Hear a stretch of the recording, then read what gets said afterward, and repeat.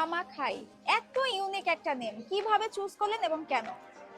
মামা ব্যাপারটা কি মানে আমাদের এই জেনারেশনের একটা কমন নাম হচ্ছে মামা। মামা, yes. ভাই বন্ধু বোন মানে যাকে যাকে পারি তাকে পারি আমরা তাকেই মামা। মামা। তো আমার মনে হলো যে এই নামটা মানে আমি স্টলে দিলে, এটা আমার ফার্স্ট স্টল, মানে আমাদের সবারই মানে কোনো আইডিয়া নাই, আমরা জাস্ট হচ্ছে মজার চলে চলে চিন্তা করলাম যে না একটা স্টল দেওয়া দরকার, আমরা স্টল দিব অ্যান্ড আমাদের নামটা হবে আই মামা খাই।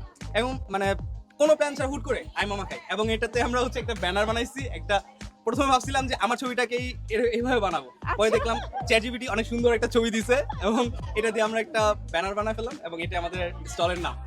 এবং আমি মনে করি যে আমাদের খাবারের মান এবং খাবারের টেস্ট খুব কম সেল হয়েছে, বাট যারাই খাইছে মানে একদম তৃপ্তি সহকারে খাইছে। আপনাদের তো এই যে হঠাৎ করে উদ্যোগ নেওয়া হ্যাঁ। এবং হঠাৎ করেই শেষ হয়ে যাবে, যেহেতু প্ল্যানিং বাই শেখস এর মেলাটা কালকে শেষ হয়ে যাচ্ছে, হ্যাঁ। এরপরে কি আপনাদের প্ল্যানিংটা কি? আসলে এখানে আসলে সবাই মজার ছলেই করা, ফুড নিয়ে আসলে তেমন কোনো প্ল্যানিং নাই। যদি আবার কোনো মেলা হয়, যদি মন চায় যে না আমরা সেই মেলায় আবার একটা স্টল নিব, আবার সবাইকে খাওয়াবো, মজা করব, তাহলে আবার আমরা মানুষ আপনাদেরকে খুঁজে পাবে কিভাবে?